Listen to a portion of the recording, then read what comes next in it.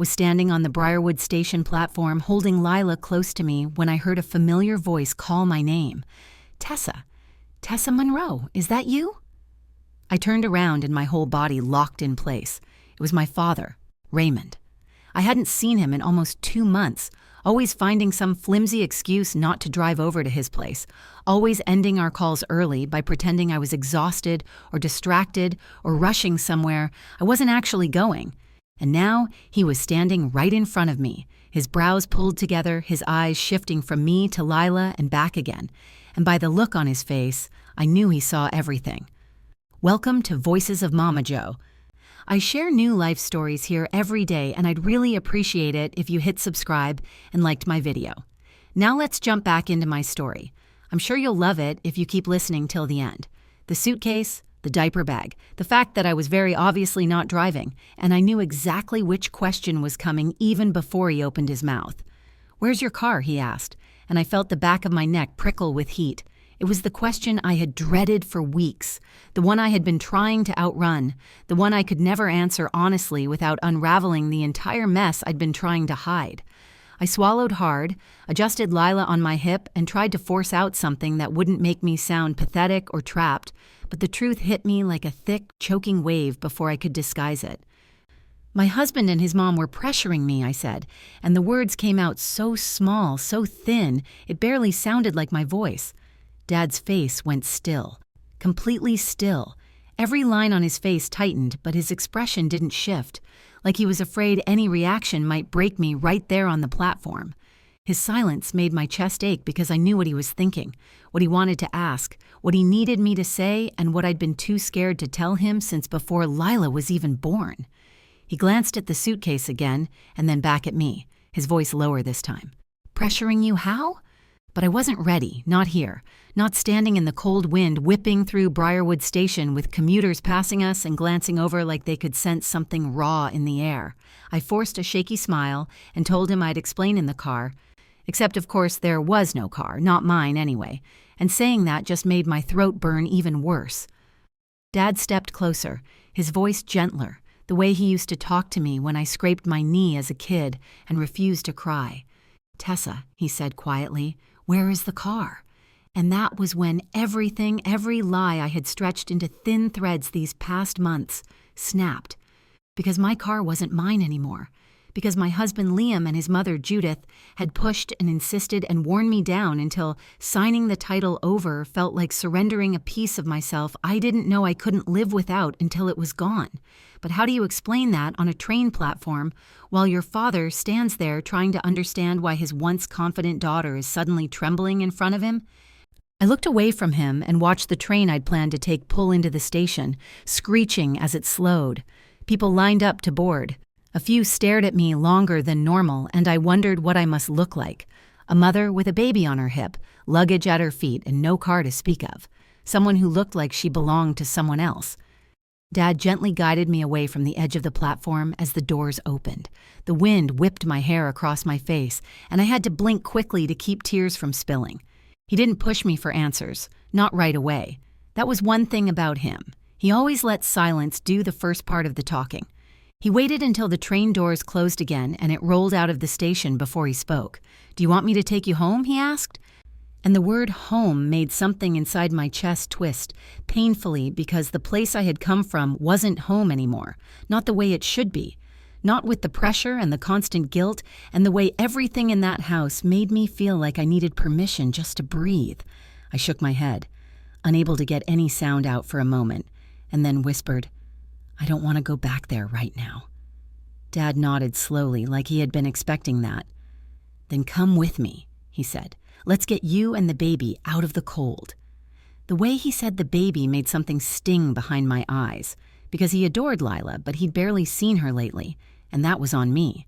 I kept making excuses because I couldn't bear the thought of explaining why I seemed more tired, more anxious, more withdrawn every time he asked if I was okay.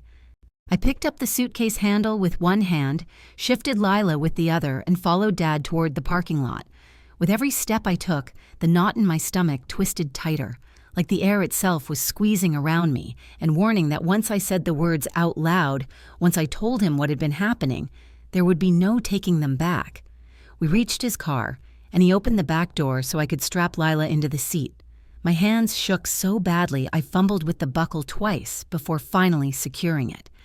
Dad waited beside me the entire time, not hovering, but not walking away either. When I finally closed the door, he looked at me with that quiet, steady gaze I had missed more than I could admit. "Tessa," he said softly, "start at the beginning. What did they pressure you to do?" I stared down at my shoes. At the scuff on the left toe where I had kicked the dresser the morning I finally broke down crying in the bathroom, while Judith stood outside knocking and asking if I needed help folding laundry. I felt a tremor run through me, the cold settling deeper under my skin, and I knew I couldn't dodge his question anymore. "They made me sign over my car," I whispered, "and I don't mean they suggested it. I don't mean they asked. I mean they pushed and pushed until I couldn't say no anymore." Dad didn't speak for a long moment. Not a single word. His jaw tightened, and he exhaled through his nose slowly like he was trying to keep from reacting too fast. "Why?" he finally asked. But his voice had a hard edge now, one that made my stomach clench. I swallowed, ran a hand through my hair, and forced myself to keep going. Because they said it made more sense for the car to be in Liam's name now that we're married. Because Judith said a wife shouldn't be territorial about assets. Because every time I said I wasn't comfortable with it, they'd turn it into an argument about trust. And when I tried to stand my ground, they acted like I was attacking them. I could hear my voice cracking, but the words kept slipping out like they'd been waiting months to finally be free. Dad exhaled again, this time sharper, and he opened the driver's door, his movements more rigid. "Get in," he said quietly. "We'll talk more on the way." I climbed into the passenger seat and pulled the door closed, the familiar scent of Dad's truck wrapping around me like a blanket. Safety, a feeling I hadn't felt in months. As he pulled out of the parking lot, I could feel his anger simmering, not at me, but at everything I'd told him, at everything I wasn't even brave enough yet to admit. I stared out the window, watching Briarwood Station shrink behind us, and felt the weight of what I had left behind pressing against my ribs. And that was only the beginning of what I needed to tell him. Chapter 2. Dad didn't speak for the first several minutes, and the silence inside the truck felt thick enough to choke on. Lila babbled quietly in the back seat, her little voice filling the spaces where neither of us knew how to begin. And I kept my eyes fixed on the passing rows of small brick houses, familiar streets blurring together like a landscape I barely recognized anymore. I could feel Dad glancing over at me from time to time, waiting, giving me room, but also bracing himself for whatever else I was about to confess. And there was a lot. More than I had realized until the words on the platform came out of me like they'd been trapped behind my teeth for months.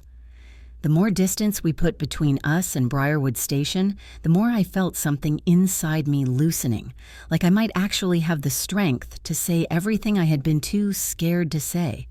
My fingers twisted together in my lap, and I finally whispered, "Dad, I swear I didn't start out hiding things from you. I just didn't know how to explain it without sounding dramatic or ungrateful or—" He cut me off gently. "Or without admitting they were treating you badly." His voice wasn't accusing, but it wasn't soft either. It was the voice he used when he saw through every excuse I tried to build. I stared out the window again because looking at him would have made the tears sting harder. "I didn't want to believe they were treating me badly," I said quietly.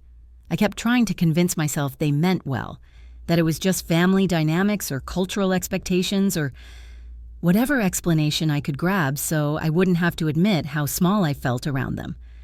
Dad gripped the steering wheel a little tighter. I noticed his knuckles whitening, the tendons standing out sharply beneath his skin, and I knew he was fighting every instinct inside him to turn the truck around and storm into that house. But he didn't do that. Instead, he said, "Tell me what pressuring actually means. The real version, not the softened version you think I'm ready for." I closed my eyes, inhaled through my nose, and finally let myself go back to the moment everything started unraveling. "It wasn't just the car," I began. "That was the final straw. But before that, it was little things. Things that didn't look like much on their own, but kept piling up until I was drowning in them. There was the day Judith criticized the way I was feeding Lila, insisting I was holding her wrong even though the pediatrician said she was gaining weight perfectly. The day Liam scolded me for leaving a mug in the sink, even though I'd been up all night with the baby and barely had the energy to walk. The way they both made comments about my job, about how it took too much out of me and maybe I should think about staying home permanently. Dad's jaw tightened again, but he stayed silent, letting me talk. And then the car thing started. At first it was little suggestions. They said it would be simpler if the insurance was bundled with theirs, or if everything was under one household, or if Liam was the primary owner because I was so busy, and they didn't want me to deal with car maintenance. I gave a bitter laugh, one that tasted like old fear. Liam has never taken my car for an oil change in his life. They just wanted control. Dad didn't need to say it. I could tell from the air in the truck that he agreed. I kept going because I finally could. I kept saying no. I told them I didn't want to sign anything. I told them the car was mine before I even knew Liam.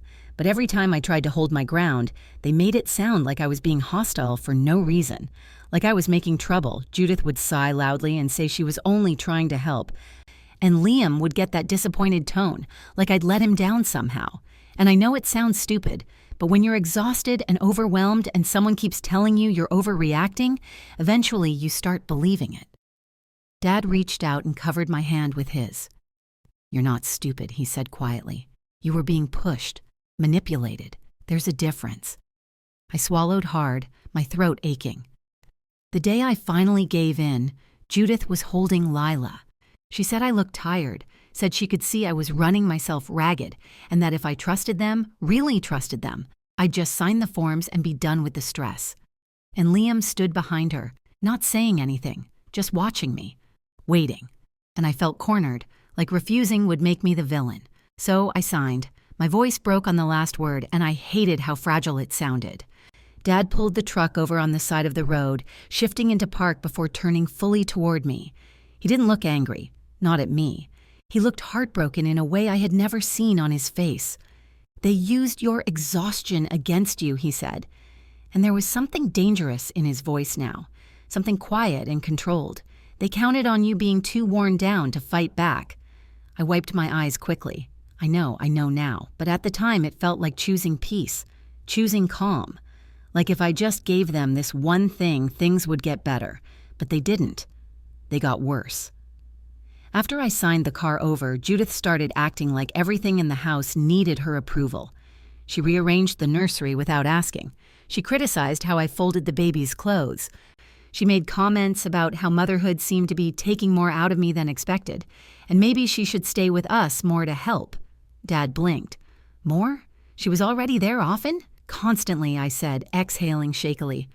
Some weeks she was at the house more than Liam was, and every time I said I needed space, she'd act like I'd slapped her.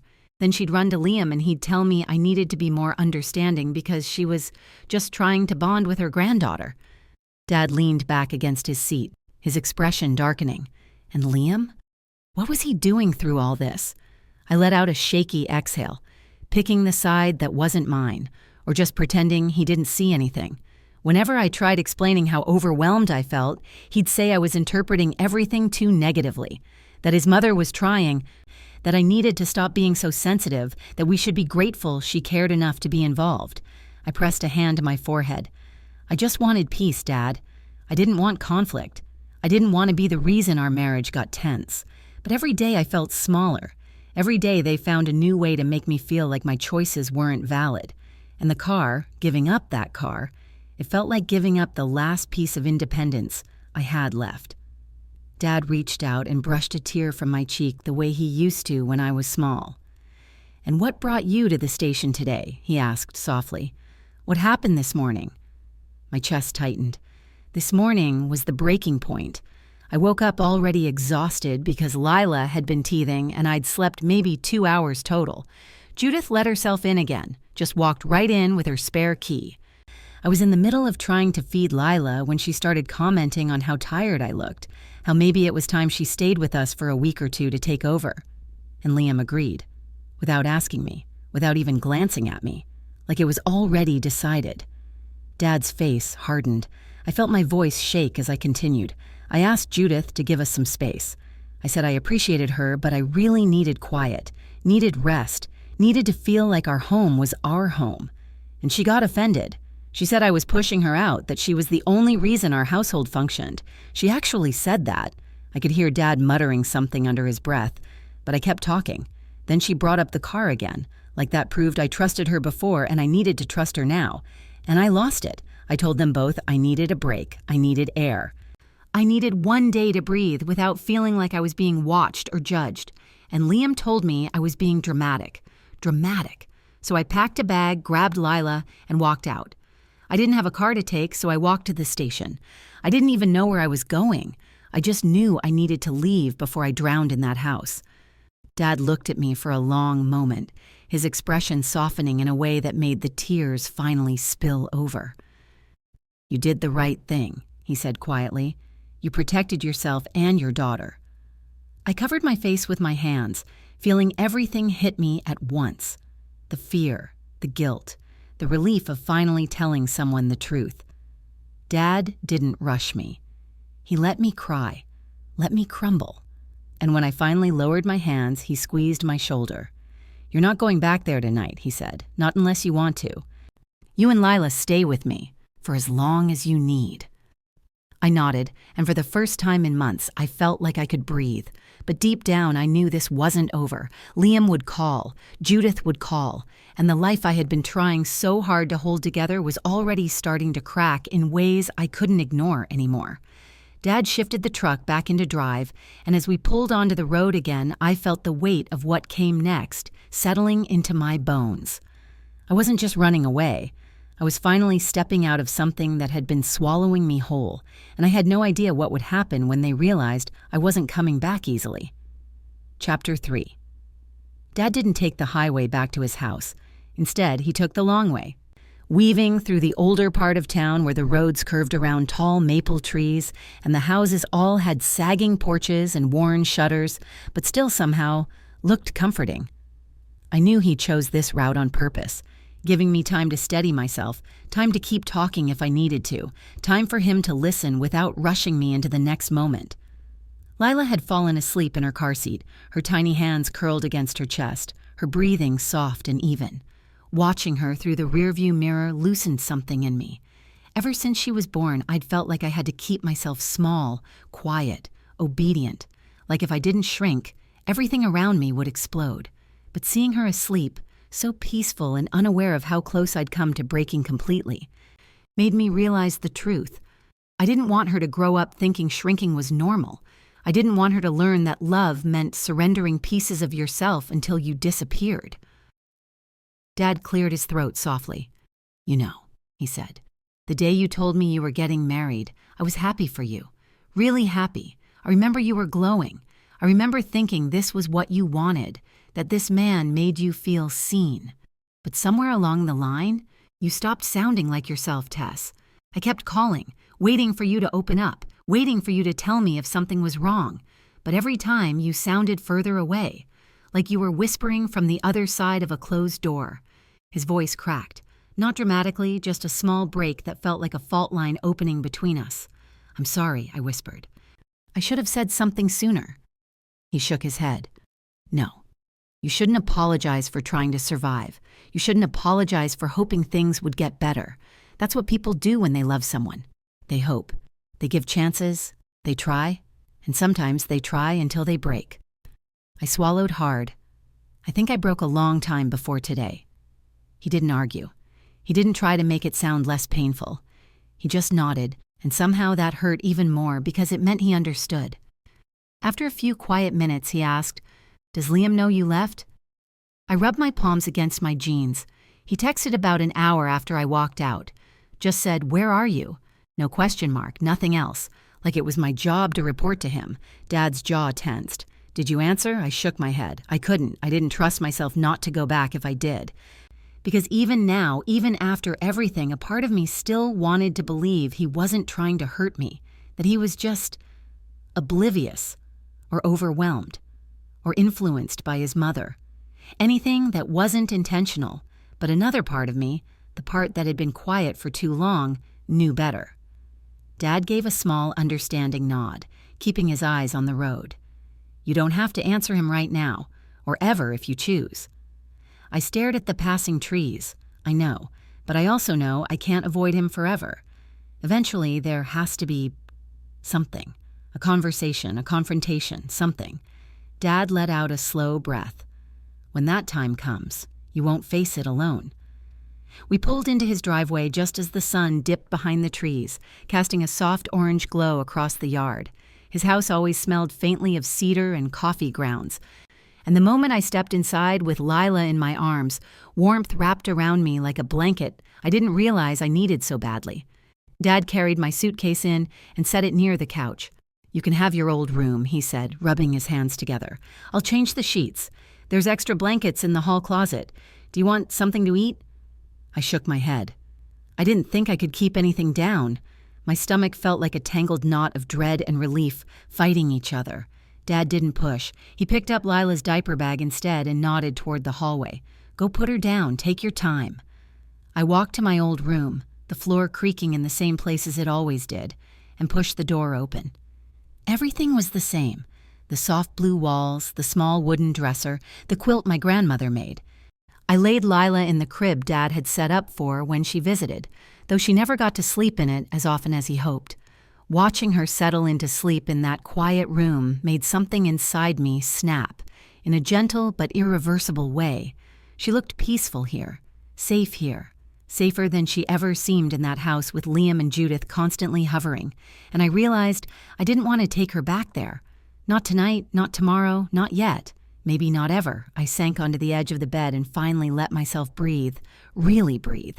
For a long time, I just sat there, my hands limp in my lap, my pulse gradually slowing from the frantic thrum it had been trapped in for months. When I finally went back to the living room, Dad was sitting at the kitchen table, turning his phone over and over in his hand. He looked up as I walked in, his expression softening. "You okay?" he asked. I nodded weakly, sliding into the chair across from him, or at least I think I am, for the first time in a long time. He leaned forward, elbows resting on his knees. "Tessa, I need to ask something, and I need you to answer honestly." I braced myself. He hesitated before speaking, choosing his words carefully. "Has Liam ever hurt you?" My heart lurched. "Not physically," I blurted out quickly. "Never like that." Dad let out a breath he'd been holding, but he didn't relax. "But emotionally?" I stared down at the table. The silence stretched long enough that it became an answer on its own. Dad rubbed his hands over his face. "I knew something was wrong," he murmured.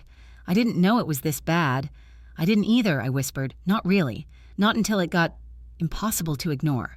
He leaned back, looking like he aged 5 years in a single moment. "I'm sorry you felt like you couldn't come to me. That hit harder than I expected." "It wasn't that I didn't want to," I said softly. "I just kept thinking it would get better, and I didn't want you to worry." He gave a sad, tired smile. "I'm your father. Worrying is part of the job. If something's hurting you, I want to know, even if you think it's small, even if you think it's nothing, even if you think you caused it." I blinked hard, trying not to cry again. I didn't cause it. I see that now. But for months I thought something was wrong with me, that I wasn't trying hard enough, that I wasn't grateful enough, that maybe if I did things differently, they'd treat me better.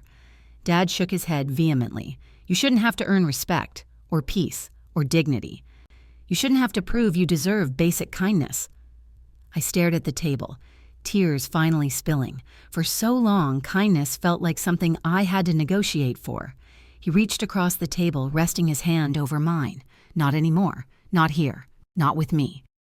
My phone buzzed in my pocket, loud in the quiet kitchen. My breath froze in my lungs. I didn't have to look to know who it was. Dad didn't move, didn't speak, just waited. After a few seconds, I pulled the phone out. It was exactly who I expected. "Liam, when are you coming back home?" No question mark again, just a flat demand dressed up as a question. Dad saw the look on my face. "Is it him?" I nodded. "Do you want to answer?" A long pause. Then I shook my head.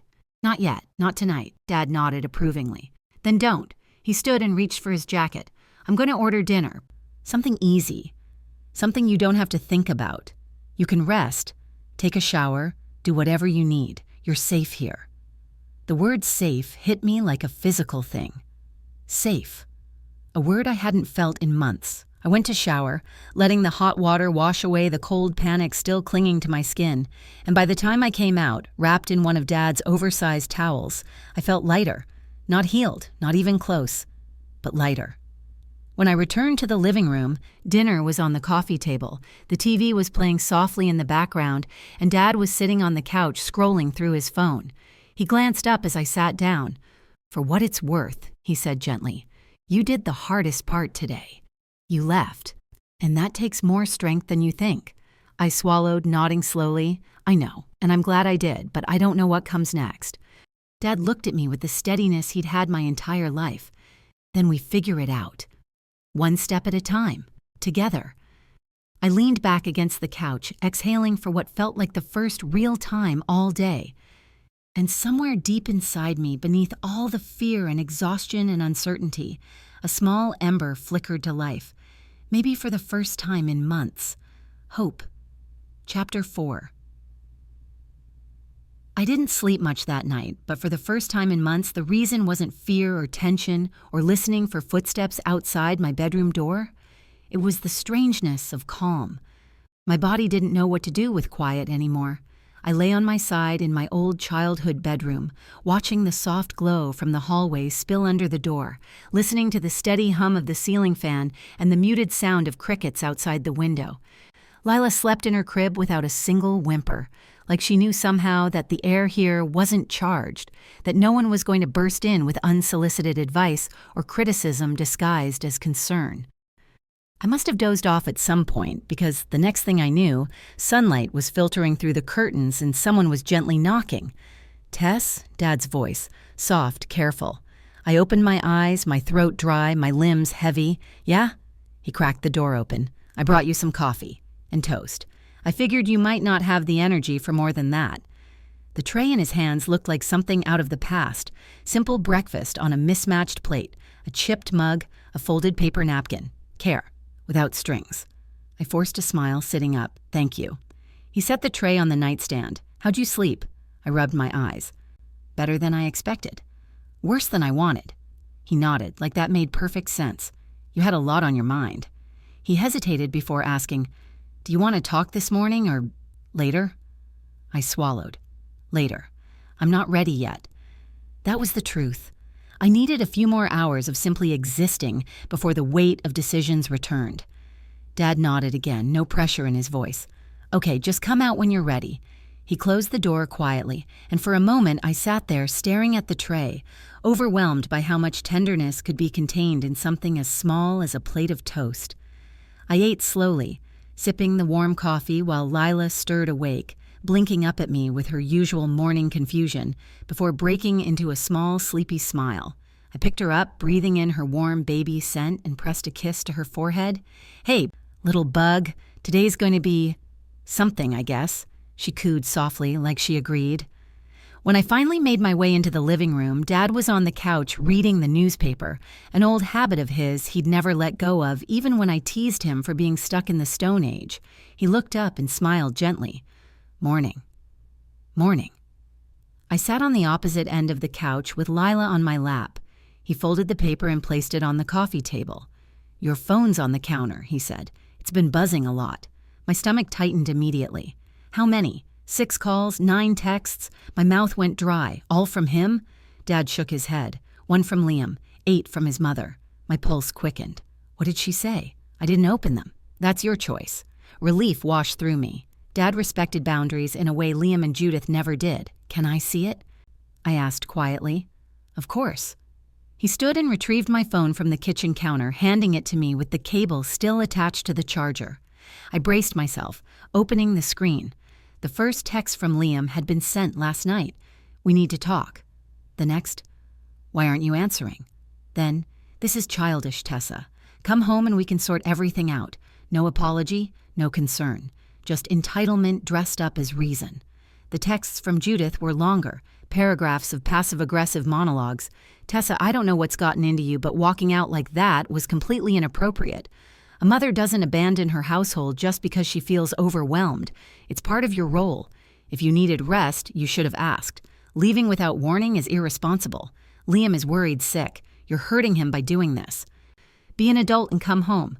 This is not how a good wife behaves." My hands shook as I scrolled. Dad watched quietly, waiting for my reaction. Finally, I exhaled, long and shaky. "I can't go back there." Dad nodded like he'd known that all along. "Good, because you're not." I blinked. "What do you mean?" "I mean, you're staying here until we figure out something real, not temporary, not a pause.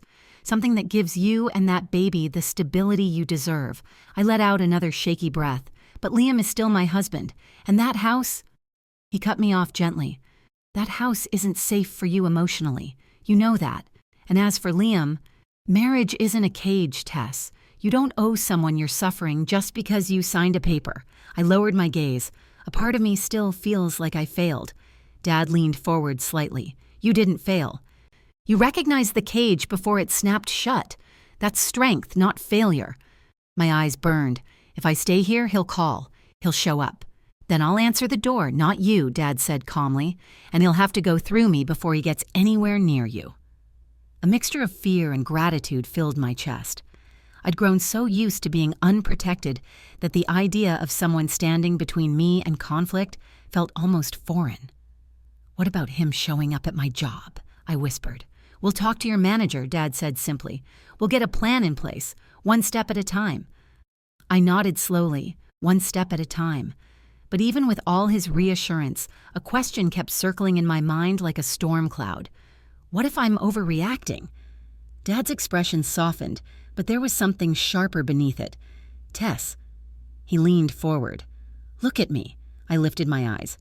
"You walked into a train station with your baby because you didn't feel safe going home. That alone tells me you're not overreacting. People don't flee safety. They flee cages." I swallowed hard. "And you didn't call him," Dad added. "Not because you forgot, because you didn't trust what he would do or say or demand. That is not normal marriage conflict." I nodded, tears rising again. He reached over, squeezing my shoulder.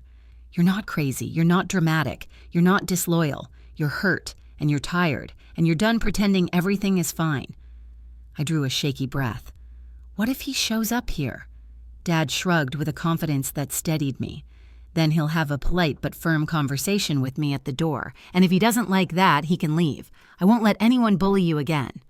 The warmth of those words seeped into me, but before I could respond, my phone buzzed again. I jumped slightly, staring down at the screen. Another text from Liam. "I'm coming to your dad's if you don't answer." My heart thudded. Dad saw the message and straightened, a shift in his demeanor like steel locking into place. "He's not stepping foot in this house unless you want him here," Dad said firmly, "and something tells me you don't." I shook my head quickly. "Then it's settled. You don't answer. I'll handle the door." My chest tightened. Part of me wanted to curl into myself, hide, disappear, but another part, one I barely recognized, felt a spark of defiance. I didn't want to run anymore. I didn't want to fold myself back into the shape that made everyone else comfortable. A knock at the front door shattered the silence. 3 sharp raps. My breath caught. Dad looked toward the hallway. "Stay here," he murmured. "I'll get it." My pulse hammered as he walked to the door, each step heavy and steady. He pulled it open, and even though I couldn't see Liam from where I sat, I could hear his voice, tight, defensive, already annoyed. "Is Tessa here?" Dad didn't raise his voice, didn't step aside, didn't give an inch. "Yes, she's here, and she's safe." I gripped the edge of the couch cushion, my heartbeat roaring in my ears. "I need to talk to her," Liam said sharply. Dad's reply was calm. "She's not ready to talk to you. She'll reach out when she is." Liam scoffed. "This is ridiculous. She's my wife." Dad didn't flinch. "And she's my daughter. She's staying here until she decides otherwise." A beat of silence. Then Liam's voice, lower, angrier. "Can I come in?" "No." Simple, firm, final. "You can leave a message for her," Dad continued, "but you're not coming in, and you're not taking the baby anywhere." I heard Liam shift, footsteps on the porch. "Tessa," he called out, loud enough to make my stomach drop. Dad stepped forward, voice sharpening. "Lower your voice. My granddaughter is sleeping." Another silence. Then a frustrated exhale. "Fine. Tell her to call me." Dad didn't promise anything, didn't soothe him, didn't pretend things were normal. The front door closed, soft but decisive, and Dad walked back into the room. He met my eyes. He's gone. My shoulders sagged as every ounce of tension drained out of me, leaving me trembling with a mixture of relief and fear. Dad sat down beside me, his presence steady and grounding. "You're not alone anymore, Tess. Whatever comes next, you won't face it by yourself." I leaned into him, tears finally escaping down my cheeks. For the first time since all of this began, maybe even longer, I believed him. Chapter 5. After Dad closed the door and the echo of Liam's car faded down the street, the house fell into a strange, heavy quiet. Not the peaceful kind I'd felt earlier, but something thicker, something pulsing with everything that had just happened. I sat there with Lila asleep against my chest, my fingers brushing her soft hair while I tried to make sense of the morning, of the confrontation I never thought I'd actually witness, of the way Dad stood there unmoving, like he'd been training his whole life to be a wall between me and harm. I kept replaying the sound of Liam's voice calling my name from the porch, a sound that once made me feel chosen, but now made my skin prickle. Dad didn't say anything right away. He let me breathe, let the air settle around us, let me exist without having to explain how my heart was galloping in my chest. He sat beside me, elbows on his knees, hands clasped loosely, staring ahead like he was waiting for me to speak first. But words wouldn't come. My throat felt thick, like trying to talk would hurt. It was Dad who finally broke the silence, his voice low, controlled. That was the first time. It might not be the last. I nodded slowly, tightening my hold on Lila. "He'll come back," I whispered. "People who think they've lost control usually do." Dad gave me a long, steady look. "Then we'll be ready next time." I swallowed, a shaky breath leaving me. "I'm scared, I know." His voice softened. "But you're safer here than you've been in a long time, Tess. That's not going to change."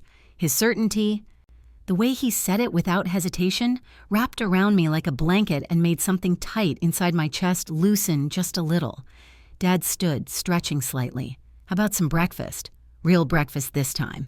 He tried for a teasing tone, and despite the tension in my stomach, I almost smiled. "Food sounds good." My voice cracked. He nodded and walked toward the kitchen while I gently moved Lila to her portable crib. She stirred but didn't wake, her tiny fist curling around the edge of her blanket. I ran a hand along her cheek, feeling a wave of something sharp and protective rise inside me. Maybe it was seeing Liam show up unannounced. Maybe it was hearing him call my name like I belonged to him. Maybe it was the way my body reacted, tense, cold, bracing for conflict. Whatever it was, it made one thought echo in my mind. She's not going back into that house. Not like this. Not with things the way they are. I walked into the kitchen, the familiar smell of eggs and butter drifting through the air. Dad cracked them into a pan with his usual lack of finesse. Shell fragments somehow always ended up on the counter, no matter how careful he tried to be. The normalcy of it, the small imperfections I'd grown up with, made my heart ache. "Sit," he said, nodding toward the table. I pulled out a chair and sat, folding my hands on the surface. I expected him to ask questions immediately. What now? What's next? What exactly had been happening in that house? But he didn't. He cooked, quietly, patiently, letting me exist without interrogation. When he finally placed the plate in front of me, the scrambled eggs were unevenly cooked. Some pieces a little too brown, the toast slightly burnt on one side. My throat tightened again. Not from sadness this time, but something close to relief, something tender. I took a bite, forcing myself to eat even though my stomach was still knotted. Dad sat across from me with his own plate. After a few minutes of silence, he said, "We need to talk about options." I set my fork down, nerves fluttering. Options for what? For everything, for you, for Lila, for what you want your life to look like from here on out. My chest tightened. Dad leaned back in his chair. "I'm not pushing you to make any decisions today, or tomorrow, but what happened this morning? That's not something we ignore." I stared down at the eggs, unable to argue. "Do you love him?" Dad asked quietly. The question hit me like a small, surprising blow. I hesitated, searching for an honest answer. "I don't know anymore." Dad nodded, not judgmental, just processing. "Do you want to go back?" The question wasn't an accusation. It was simply a truth I had to face. I shook my head slowly. "I don't want to live in that house again. Not with them, not with the pressure, Not with Judith acting like everything about me needs correcting. Not with the car thing hanging over me like some lesson I deserved. And Liam, I don't know how to talk to him without feeling like I'm walking into a trap. Dad watched me carefully. Do you want to be married to him? I let out a long breath. I don't know. But I know I don't want to be married like this. He nodded again. That's enough for now. Silence settled between us again, but this time it didn't feel suffocating. It felt like a pause, an inhale before the next step. I pushed my plate away and rested my elbows on the table. What if he tries to take her? Dad tensed, his jaw tightening. He can't just take her, Tess. Courts don't do that. But the words didn't soothe me. Not fully. What if he tries to say I'm unstable? That I ran away? That I took her without permission? Dad leaned forward, steady but firm. You left because you were overwhelmed and pressured. You left to come to your parents' house. You didn't disappear with her. You didn't hide her. You didn't put her in danger. No judge would punish you for needing support. Still, fear gnawed at me, sharp and insistent. Dad seemed to sense this because he added calmly, You're not going to lose your daughter. I promise you that. I breathed slowly, letting his words settle into me.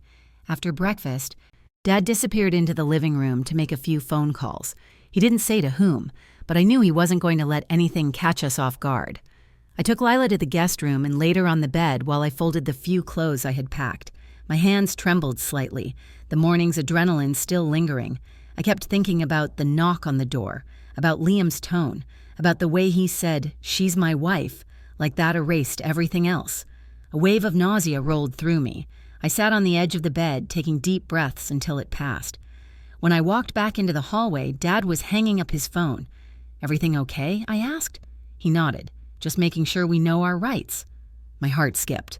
Our rights? Dad looked at me with a calm, reassuring expression. I called a lawyer I know, just to get some information. Nothing formal, nothing binding, just facts. My stomach tightened. And what did he say? Dad gestured for me to sit with him on the couch. I settled in, feeling the couch dip slightly beneath his weight. First, he said, "You don't have to go anywhere you don't feel safe. Second, there's no scenario where Liam can legally take Lila away without a court order. And third," his eyes softened, "you have more control than you think." I swallowed. What? What does that mean? It means you're not trapped. Not legally, not financially, not in any way that can't be undone. You have a way forward if you want one. A rush of emotion swelled inside me. Fear, hope, grief for the marriage I thought I was building, relief that I wasn't stuck. It all came together in a messy tangle that made my eyes sting. I wiped them quickly. I don't know if I'm ready for all that. Dad nodded. You don't need to be. Right now, all you need to do is breathe and keep your daughter safe. Everything else can wait. His words washed over me like warm water.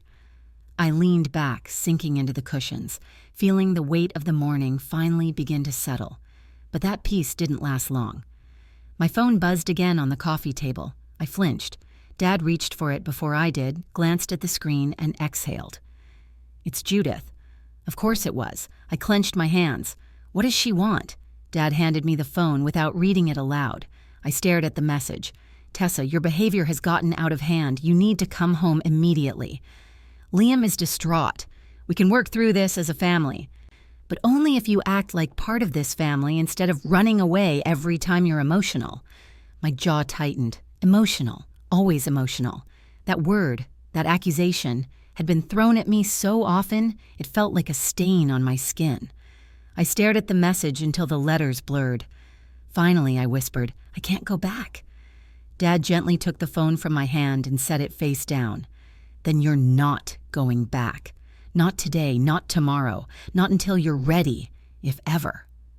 His certainty settled deep inside me, stronger than fear, steadier than doubt, and for the first time in a long time, I believed I might actually have a future that wasn't shaped by pressure or manipulation or the suffocating need to appease everyone but myself.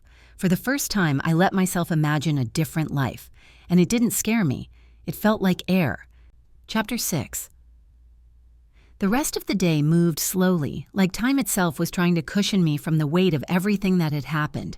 Dad kept himself occupied with small tasks, checking the mail, straightening the tools in the garage, sweeping the porch.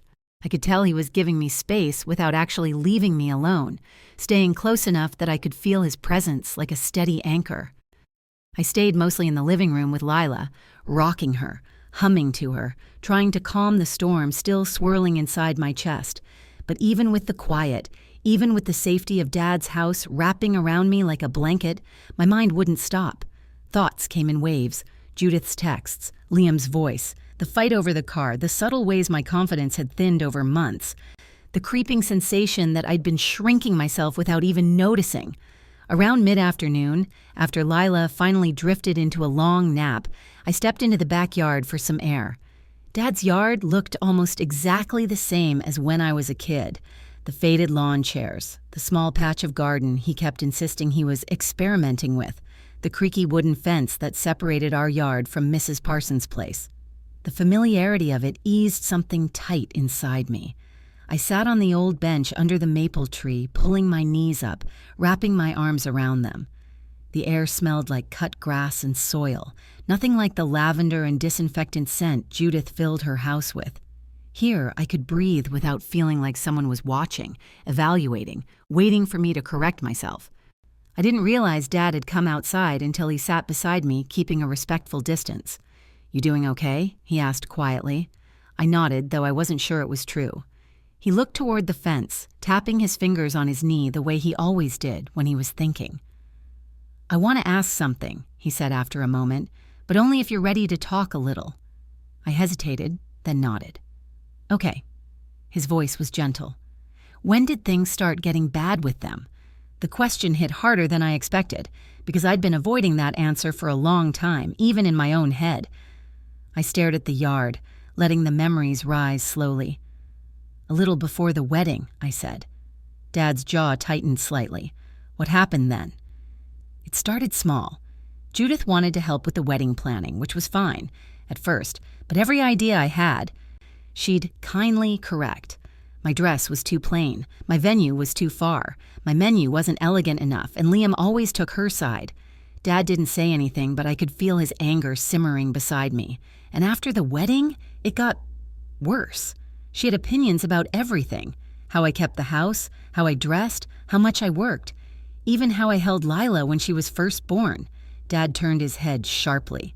"She criticized your parenting?" "Constantly, but she always made it sound like concern, like she was helping me be a better mother. And Liam, he always told me his mom knew best, that I should listen to her, that she was just trying to guide me."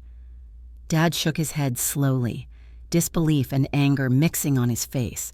"That woman always had a sharp tongue, even when you two were dating. I didn't think she'd turn it on you. She didn't at first. She waited until I married her son. Then it was like she switched roles, like she thought she had the right to shape me. Dad looked at me with a heaviness I hadn't seen in him before, and you didn't talk to me about it." I lowered my head. I was embarrassed. Dad frowned. Embarrassed? Why? Because I thought it was my fault. Because they made it sound like I was overreacting or too sensitive, or not being a good enough wife. And because every time I tried to stand up for myself, it turned into this huge issue. Dad exhaled sharply, rubbing a hand down his face. "They wore you down. That's what they did." I stayed silent. I felt worn down. I felt like every month I lost a little piece of myself. Dad didn't look at me with pity, just heartbreak.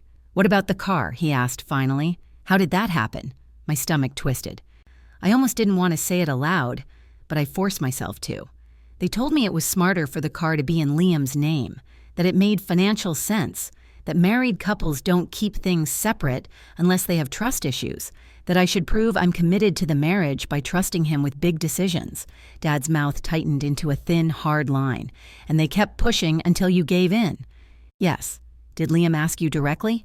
Or was it mostly her? Both. Sometimes together. Sometimes one after the other.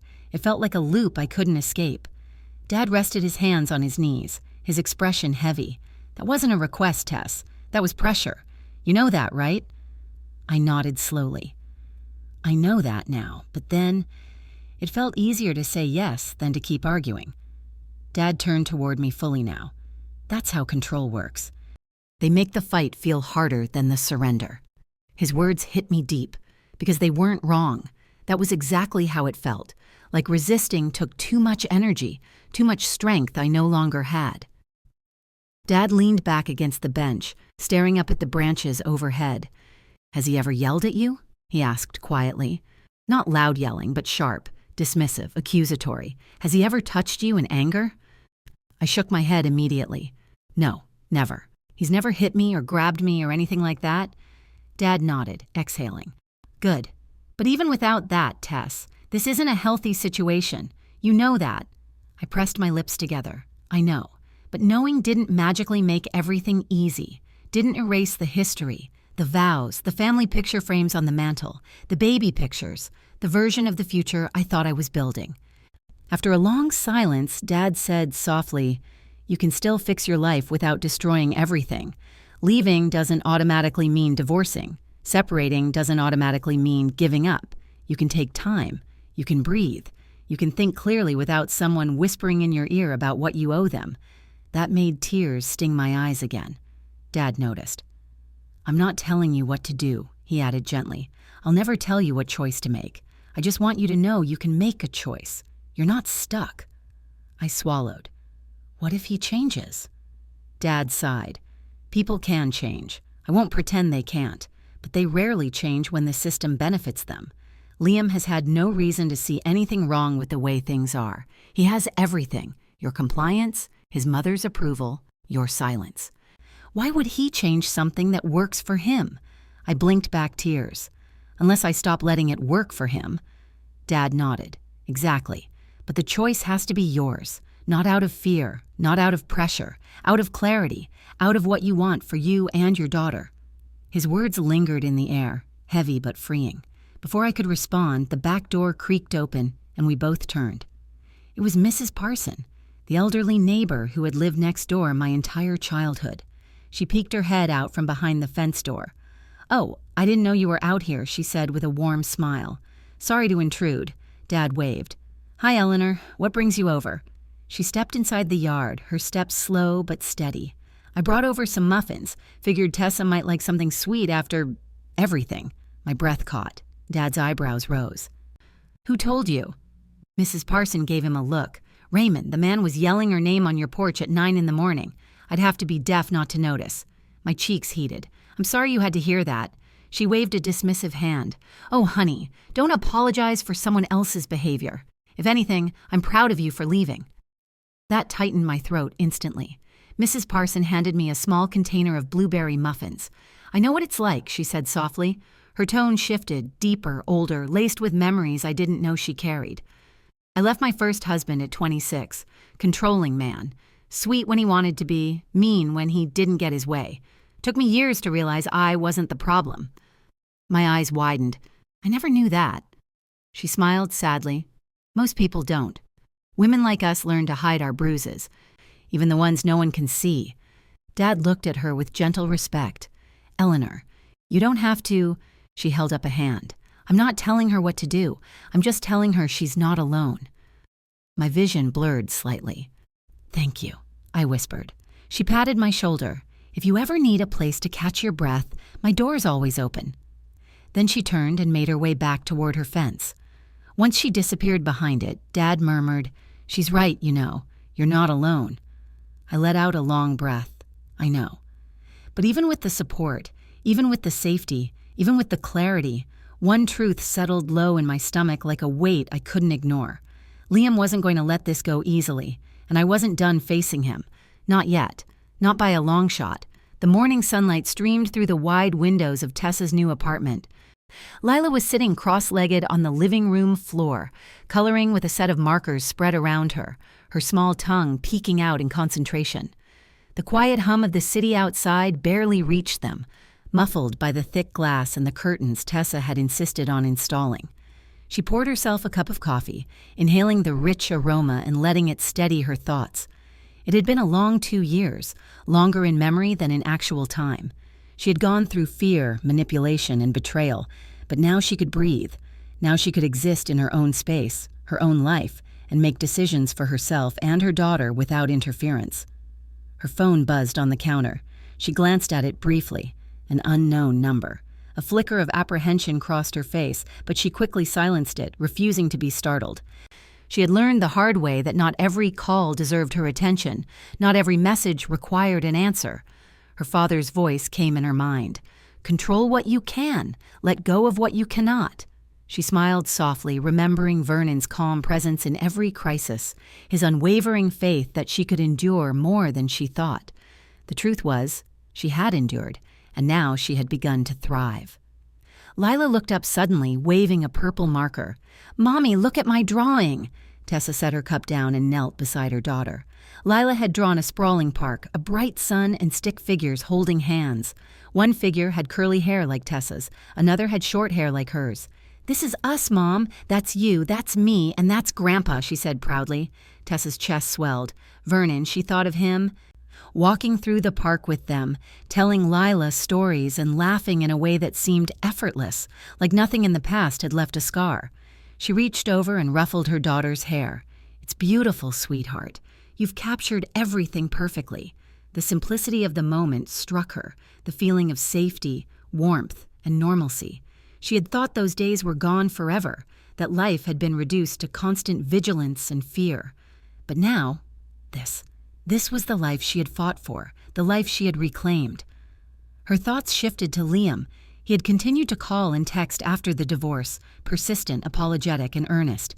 Each message reflected a change, a genuine desire to respect her boundaries and regain some trust. Tessa had kept her responses measured, never giving more than was necessary, never allowing herself to be drawn back into old patterns. Liam wasn't her focus anymore. He was a peripheral figure in a story that no longer belonged to him. She had grown beyond that chapter. And Judith, she had finally accepted her restraining order, acknowledging that her schemes had been exposed and that there would be consequences for any future attempts to manipulate or intimidate. Judith's calls went unanswered, her messages unread. Tessa had learned the power of silence, the control it gave her, and the peace that came from refusing to engage with someone who thrived on chaos. Lila clapped her hands. "Mommy, look, the sun is shining." Tessa looked out the window. Indeed, the day had turned bright, the city alive with movement, but none of it felt threatening. The sunlight seemed to wrap around them, protective and steady. Tessa reached for her coffee again, savoring the warmth, feeling the rhythm of the day settle around her. She had her own rhythm now, one she had chosen, one she had fought for. Her father stopped by almost every day, bringing groceries, telling stories, and occasionally dropping off small surprises for Lila. The bond they shared had deepened through adversity, each challenge cementing their trust in one another. Vernon had never let her feel alone, never let fear dominate her decisions, and now she could finally appreciate the weight of his guidance without the pressure of immediate danger. A knock at the door startled her. Lila looked up with wide eyes, and Tessa set her coffee aside. She opened the door to see Vernon holding a small, wrapped package. "Morning, soldier," he said, using the playful nickname he had always given Lila. "I brought something for you." Lila squealed and ran forward, embracing her grandfather with a tight hug.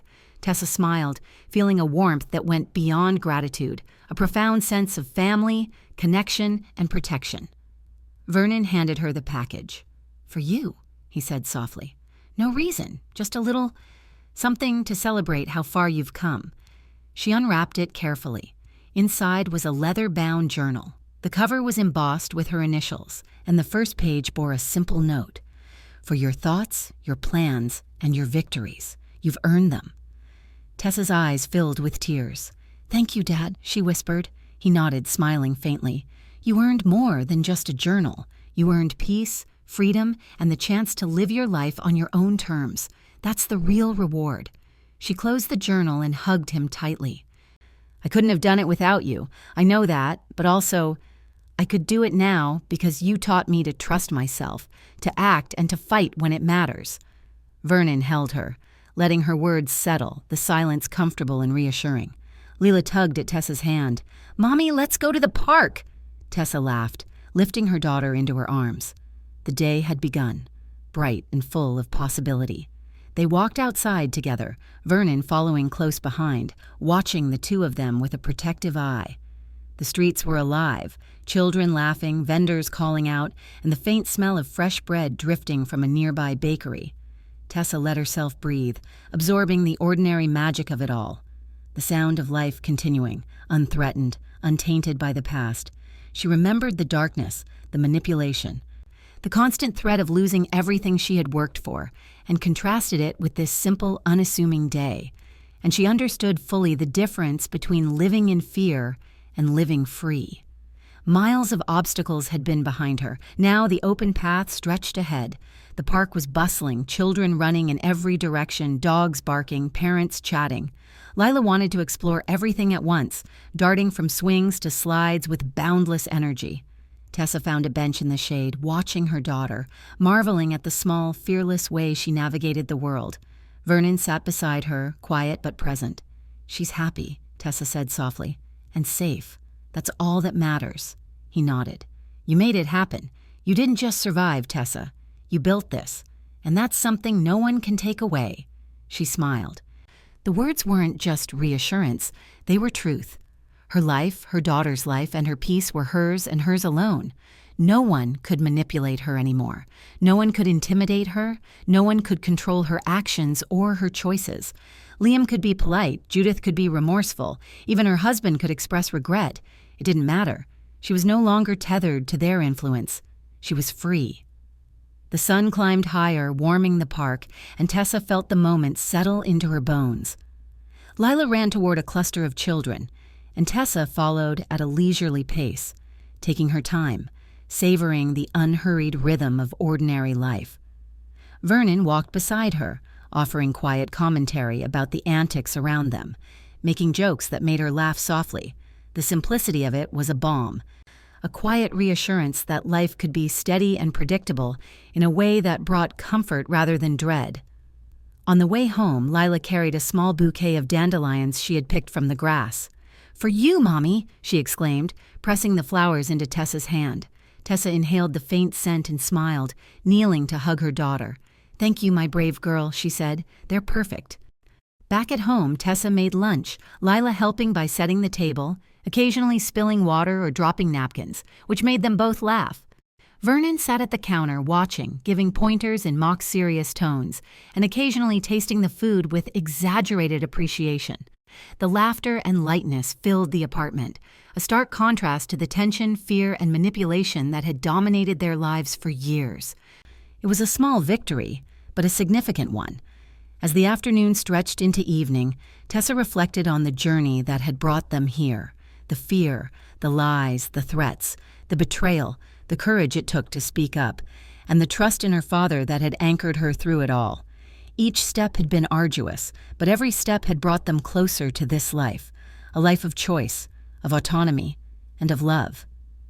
When Lila fell asleep that night, exhausted from a day full of adventure, Tessa and Vernon sat together on the balcony watching the city lights twinkle.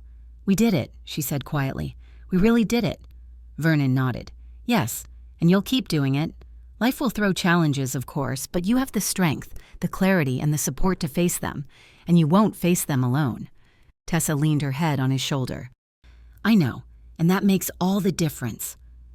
The wind stirred softly, carrying the faint scent of spring flowers from a nearby park. Somewhere below, the city continued its rhythm, indifferent yet alive. Tessa closed her eyes and let herself absorb the quiet victory of this ordinary evening, the simple, profound reassurance that life had returned to her hands. She was free, truly free, and for the first time in years, she could sleep without fear. The nightmares no longer had power, the threats no longer had reach, and the shadow of manipulation had lifted entirely. It was hers, the life she had fought for, the life she had earned, and the life she would continue to build. And with her father by her side, her daughter safe and happy, and the lessons of endurance, courage, and clarity etched deep into her being. She finally understood what it meant to be unstoppable, unafraid, and entirely alive. She whispered softly, almost to herself, "We made it, Dad. We really made it." Vernon squeezed her hand gently, a smile playing on his lips. "Yes, we did, Tessa. Yes, we did." And for the first time in a long time, the three of them, Tessa, Vernon, and Lila, were simply a family, safe, whole, and free. The past was behind them, a story that could no longer hurt, only teach.